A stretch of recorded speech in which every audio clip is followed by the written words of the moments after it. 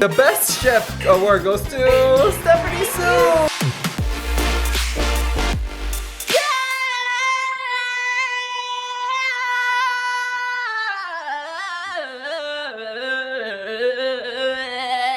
Morning, my loves. Welcome back to today's vlog. I just want to say this morning has been off to kind of a rough start. I woke up 25 times last night because Tiger was audibly farting the whole time.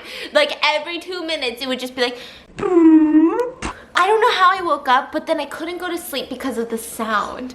It was just so much. It wasn't even air pushing out of his butt cheeks. It's okay, Tiger. You didn't do nothing wrong. This morning, I wake up, I go on TikTok, and apparently the pea-sized amount that you're supposed to use for toothpaste. So if you guys don't know how to use an insane amount of toothpaste, you're only supposed to use a pea-sized amount. Do you know how big that is? A pea-sized. Pea, like an English pea. So then I wake up to that news. Who uses that little Exactly. toothpaste? No That's way. what a dentist said, and he went viral. No. Yeah, everyone's like, yup. No, you won't even get foam in your mouth. They said you're not supposed to get foam. You're not even supposed to rinse your mouth after you brush your teeth. You're supposed to spit out, but keep the toothpaste there. Like You're whatever. lying. No, there's like a whole way that you're supposed to brush your Are you teeth. serious? And majority of people do not brush their teeth You're like that. supposed to keep the Yes. toothpaste in your mouth? Yes. And now you're probably wondering, why is this such bad news to you? Like, so just start doing that, or don't do that, or just brush your teeth the way that you brush them. You guys don't know my dental insurance. It's so I need to start following these regulations so I don't have to go to the dentist. Apparently it's a pea-sized amount. And then I'm like, okay, you know what? This is bad news, but I can adapt. You know, I'm willing to change. I'm willing to become a better person. And then I come outside and my fiance has talked to me in the past 30 minutes in Obama's voice. And he's like convinced he's the best at it.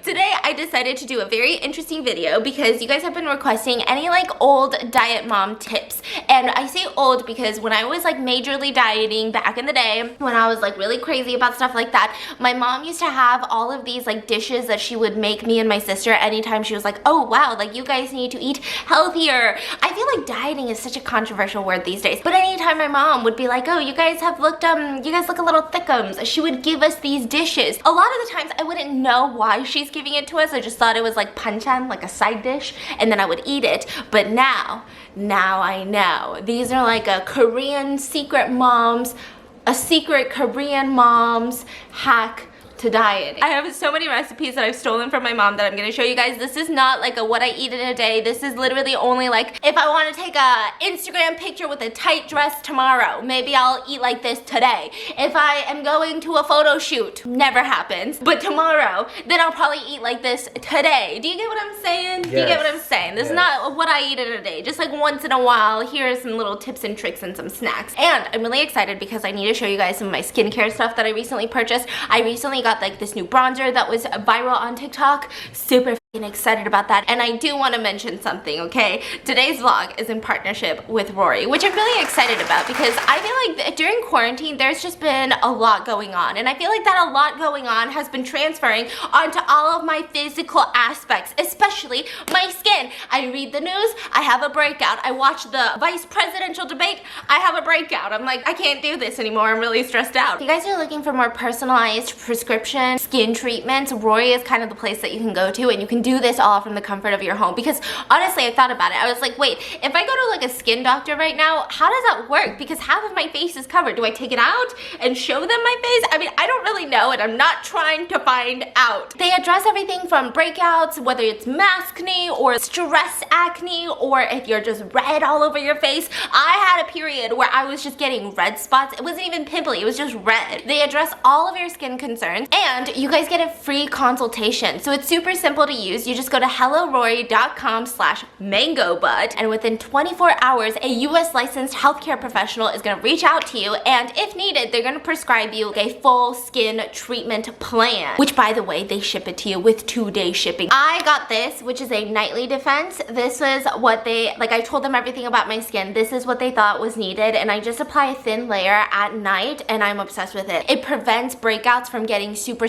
bad, which is the whole reason that I wanted to use Rory. I was like, like, listen, I get it, once in a while I'm gonna get a pimple, but can it not be the biggest Mount Everest? Can it not be the most painful thing I've ever experienced? Thank you very much. Because it's all online, it's super easy to ask questions, to make changes to your treatment plan, or just to kind of get more guidance on like what's going on with your skin with US licensed healthcare professionals. To try out your personalized treatment plan for just $5, go to helloRory.com/MangoButt to get your personalized treatment plan for just $5. So thank you, Rory, for sponsoring today's vlog. Welcome to my bathroom. I used to contour with this. I'm gonna just show you guys the new contour thing that I got before we go eat breakfast.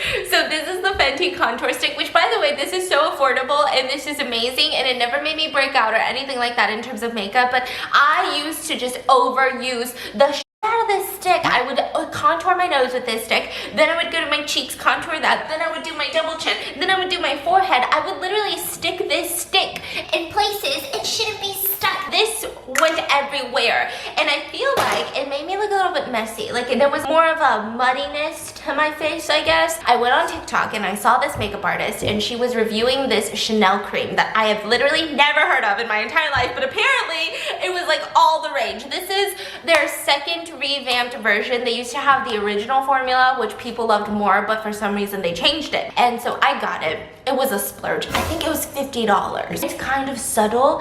It doesn't really leave you with like too much. And I feel like because it's so light, you really have to work hard at overdoing it. And then I got the Selena Gomez Rare Beauty Concealer, because here's what's been happening with my concealer. I didn't know that this was a thing, but apparently the Tarte Shape Tape, it always just gets weird, like near the end of your bottle. I feel like this is the first time this has happened to me. And so I decided to try to change my concealer brand to the Rare Beauty because I like their messaging and I like their products, and then I like how this tip is for people with arthritis that have trouble, you know, opening these products. Honestly, all tips should be made like this.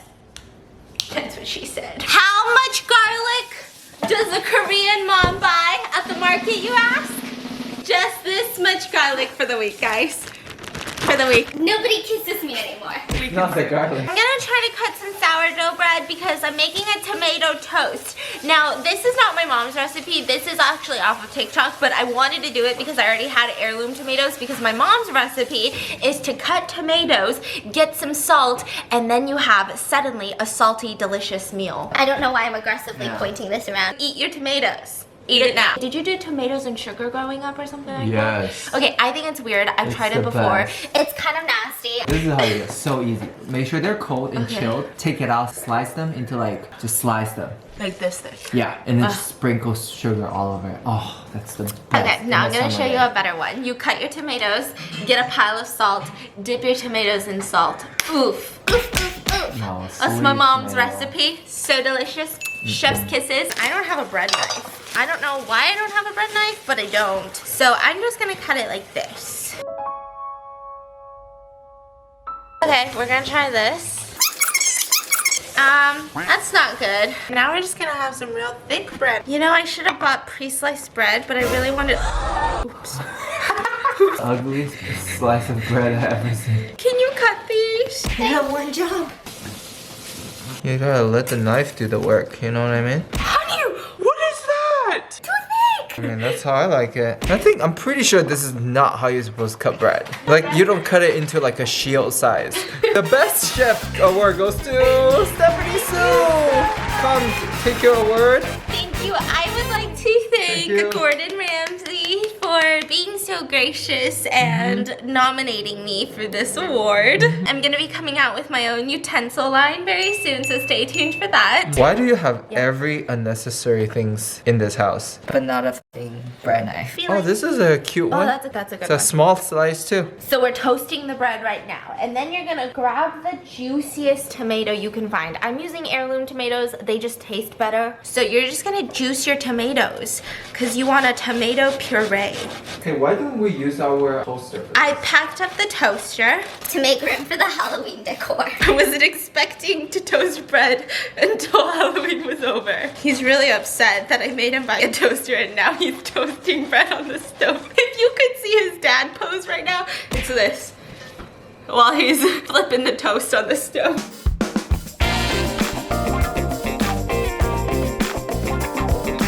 Here's the really cool part about this toast recipe that I Here's didn't the know. really cool thing about these perfectly toasted bread. We're just gonna grab a glove. Make sure you wear a glove for this one because you don't want your hands to smell like what they're about to smell like. And then you grab your bag of garlic. And then you rub a whole garlic clove onto the toast like this. And just rub it on there. Rub Here's the the toast. mince you requested. It's basil. Basically. So now that the toasts are perfectly garlicked, like look at this spread. This is insane. We are going to grab the tomato puree, gently place a little bit of puree on top. We're gonna go in with 2 tomatoes, like this. Okay, maybe we'll just go in with 1. And then maybe we'll just garnish. More tomato, nice. With the- Garnish a tomato with a tomato. With a Is it a real recipe or you came up with this? This is the recipe from TikTok. My mom's recipe is that one. Just a plate of tomatoes. Oh, use salt and pepper. I forgot salt and pepper. Can I get salt and pepper? Put it onto your palm like this and gently just, Completely missed the toast. like you just waste 90% of your salt inventory. But you get a cool Instagram pic out of it. I gotta clean all this up now. Here's what you do with your tomatoes. You put a pile of salt on the side. We've got the tomato toast that I've never tried before. And then this is what my mom would give me whenever I would want to, you know, kind of de-bloat a little bit. So you grab an heirloom tomato, you dip a tiny corner of it into the salt.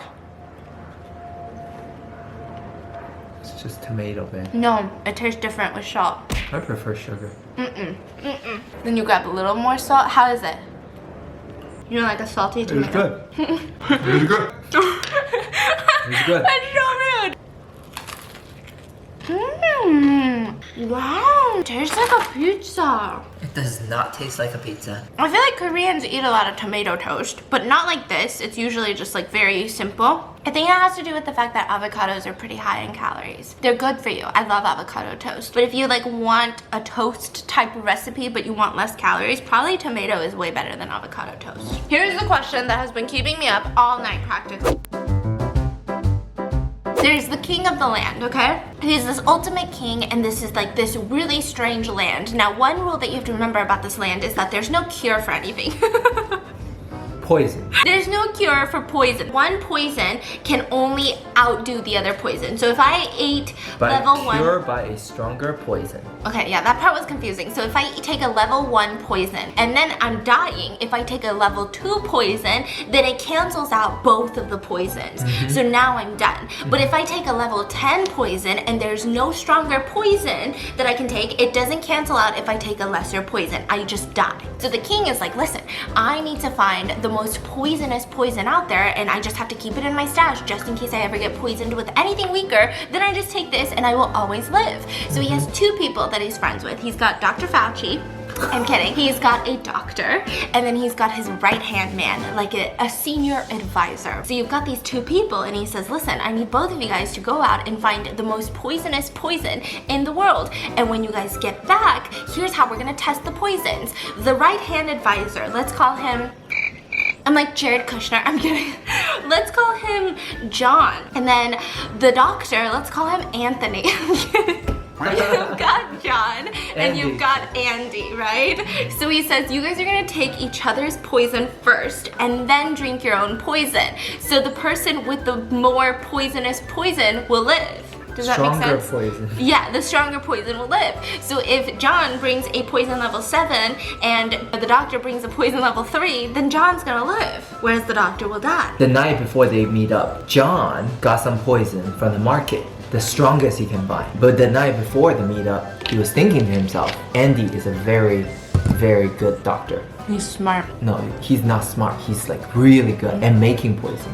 So most likely this doctor has made the strongest poison. How can my little poison I bought from the supermarket be stronger than his? So how can I make sure that I live? He thought about it, he came up with a plan and went to bed. And Dr. Andy also got the poison that he made because he's a really good doctor. Yes. And he thought about it and he's like, but John is really smart. That's why he's so high in power. He knows that I can make the strongest poison. There's no way he's willingly die tomorrow. So he thought about what John would do, and then he also come up with a plan. And then he went to bed. And the next day they met up, they exchanged poison, they take each other's poisons first, and then they took their own poison. And just like that, boom, John died. and the doctor lived. But here's the twist. The king didn't get what he wanted, which is the strongest poison. That's the question. One of them died, and the king didn't get exactly what he wanted. It took me a full night to think about this. And this was elementary school level trivia. Yes, he kept reminding me as I was thinking, honey, this is elementary school trivia. Okay, so I this think is you should just tell them the answer at the end. at the end of the vlog. Yeah. Okay, let me know in the comments. Let me know in the comments right now what you think the answer is, and stay tuned for the end of the vlog to find out the real answer. Now it's snack time. So this is what I always go to for a solid snack. Probably best snack ever. This is like a Korean diet tip. I already know that a bunch of like K-pop stars eat this snack. This is a sweet potato lunch. Like some people will actually eat this for lunch. Sometimes I will. I don't necessarily always use it as a meal, more so a snack. I would say don't get the American sweet potato. Like the one that you use in your Thanksgiving casserole, don't get it. This one can be found as Japanese sweet potatoes, or it can be found as like some sort of Asian sweet potatoes. I forget what it's labeled at Whole Foods. You go to H Mart, it's just fucking sweet potato, okay? So like how this do people is know? It's like this purple color. So this one, when you break it open, so the shell is like this weird purple color. When you pop it open and you just air fry it or you bake it, like an hour. It depends how big it is. You just poke your fork into it a couple times before you stick it in there, and then it should come out looking like this. The skin peels so well. Now you can just eat it like this. I feel like this one's less starchy than the American sweet potato. Like the American sweet potato starts to feel like a baked potato with some sugar on it. We eat these two on the street. Yeah. We sell it as street food. You guys do? Yeah, in Korea this is known not like as a meal, like a skinny meal is what they call it, because it's really filling, because it is a potato. It just keeps you, you know, full. But if you really want to make it a full snack or a full meal, Koreans love eating it with kimchi. Here's the thing, I don't really like to snack on sweet stuff unless it's that time of the month, because I feel like sweet stuff never satisfies me. Like the only way I feel like I ate something is if I get a little bit of saltiness involved. So you get a little bit of kimchi, you cut it open. Instead of kimchi and rice, do this. It's more nutritious. You put a little bit of kimchi on there. It's so good. It's literally the best thing that's ever happened to me. It feels like a full meal. You want to try a bite? I'm good. I want you to react to the kimchi and the potato. What do you think? It's good. It's good. It just tastes like kimchi, right? Yeah. Yeah. People love carrying these around in Korea. I heard students carry it around. That's what my mom said. Like in their backpack, they're like, "Are you hungry?" You know how here it's like, "Are you hungry?" It's like a bag of chips. Or like an apple. Koreans are like, You want a sweet potato or a boiled egg? I also have this in my backpack. You know, back in the day in China, what they do? They tie a wire string on your neck. Of sweet potatoes? No. But they do like these little pancakes, almost like they all string it up like a roll of pancake just on your neck. Like touching your bod.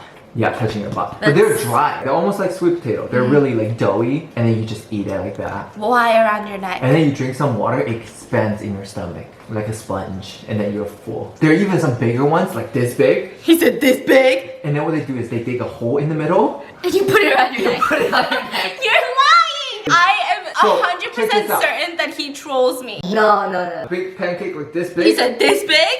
A hole, right? A And hole then in the middle. The way you eat it is bring it up. And then eat he in a said- circle. You just eat in a circle around your neck. So it never breaks and fall out. You're lying to me! Isn't that smart? That's unsanitary. So make sure to get the tinier sweet potatoes. It just tastes better. It doesn't matter if you get a big one and then chop it in half and then only eat half of it. It's not about the quantity of sweet potato that you're eating. You could honestly eat double this. But it's the fact that the small ones, they just bake better. Like sometimes the big ones, like it's perfectly toasted on the outside, but then the middle meat, it's just not good. So get the small ones. Are you shitting me? I just Googled it, and recently, like I want to say in the past hour or so, we were slowly coming to the realization that our B-rolls, especially when it comes to cooking, just doesn't look like the B-rolls that we see on YouTube. And I'm like, you know, what is it? We've got the same camera, we've got the same setup, we've got the same lens. How do our B-rolls look like a potato? Apparently the camera will do the B-roll for you. We didn't know this. I would just film and then I would try to slow it down and edit it. And it would just be like of me chopping onions. So just get ready for the best fucking B-roll that you've ever seen in your entire lives. But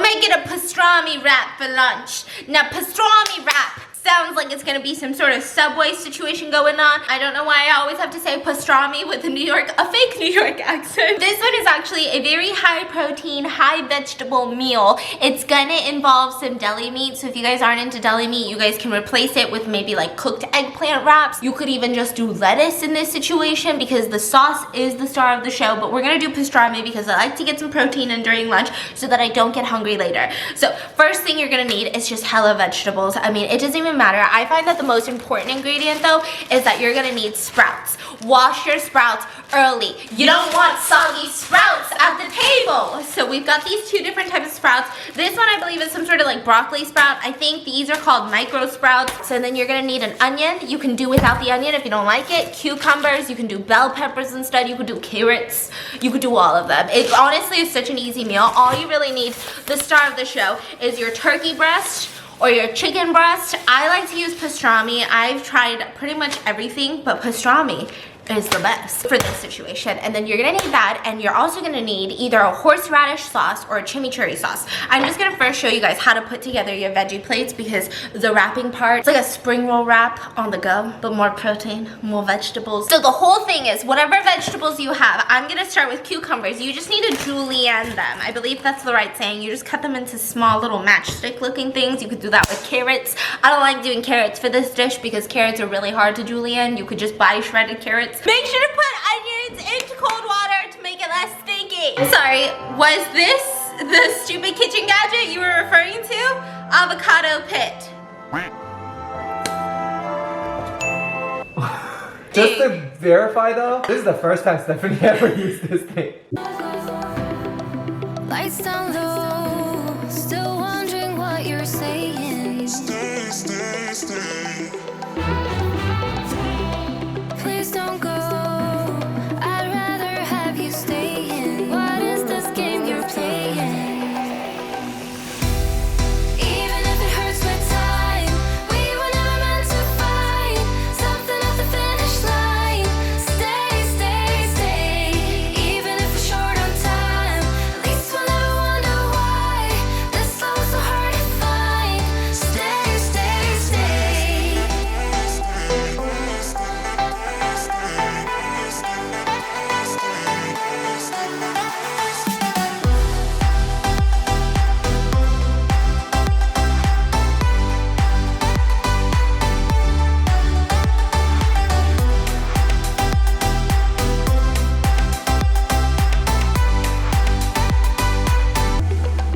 Lights down low, still wondering what you're saying. Stay, stay, stay. Please don't go. I'd rather have you staying. What is this game you're playing?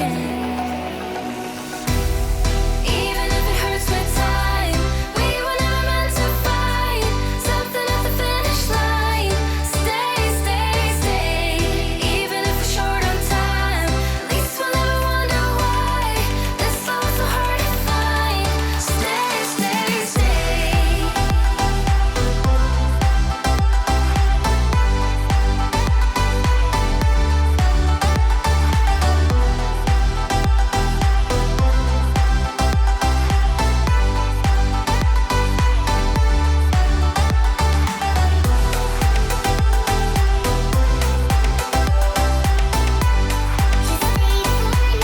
Let me show you guys how to eat the best pastrami wraps that you've ever had in your freaking entire life. So all you need is a separate plate per person. You get a little roll of pastrami like this. You place it onto your plate. Then you grab sesame leaves. I like to double up. You don't have to use sesame leaves. You can just use lettuce. You don't even have to use meat. You could just use lettuce for this. And then you add your sprouts. This is probably the best way to eat sprouts. Then you grab a piece of avocado. And then you grab some cucumbers.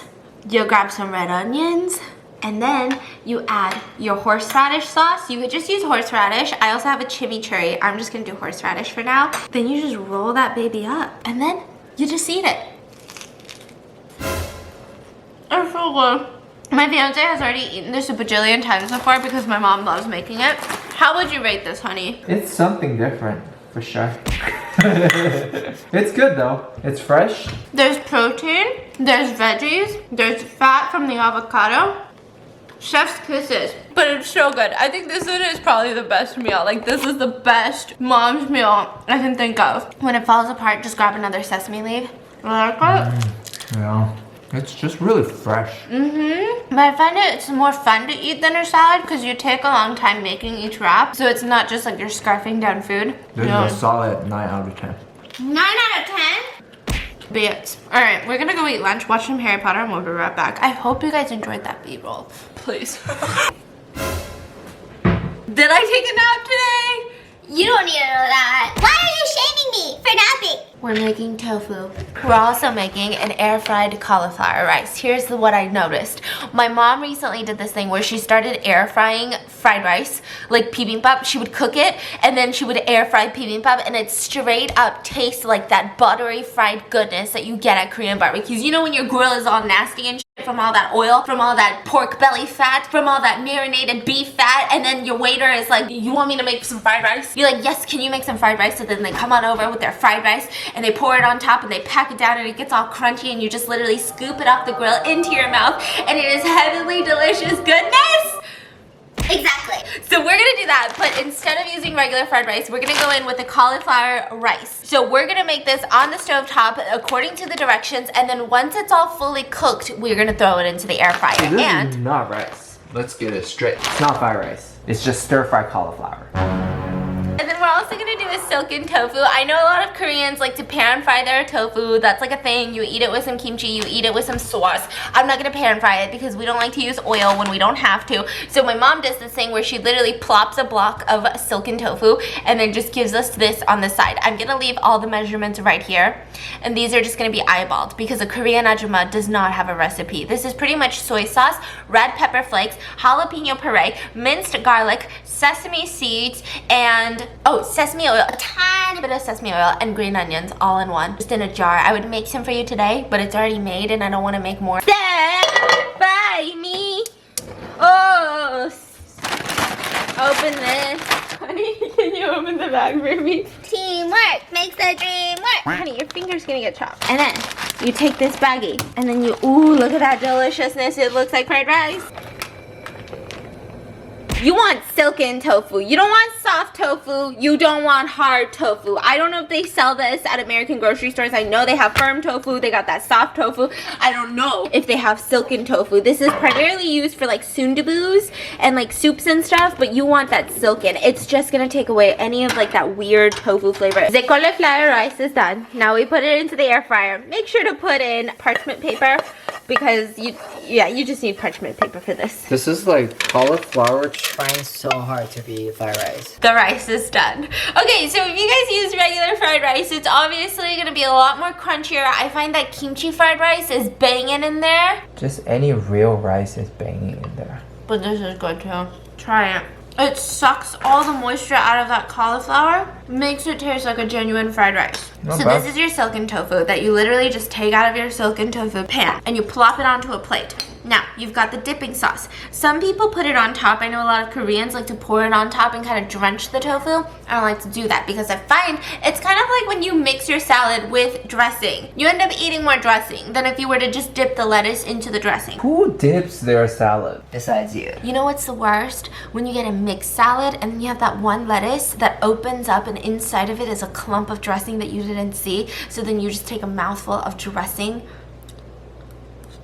Oh my gosh, so good. Listen, if you've got soft tofu and you've tried this, or firm tofu, and you think it's kind of nasty, don't knock it until you try silken tofu. We're gonna go eat dinner, and I hope you guys enjoyed today's video. I feel like this video is already 2 hours long, so I gotta go. Let me know if you guys are ever gonna make these recipes. Leave those all in the comments, or if you guys have healthy recipes of your own, let me know. And make sure to check out hellorory.com/mango. What? Mango. But I'm out.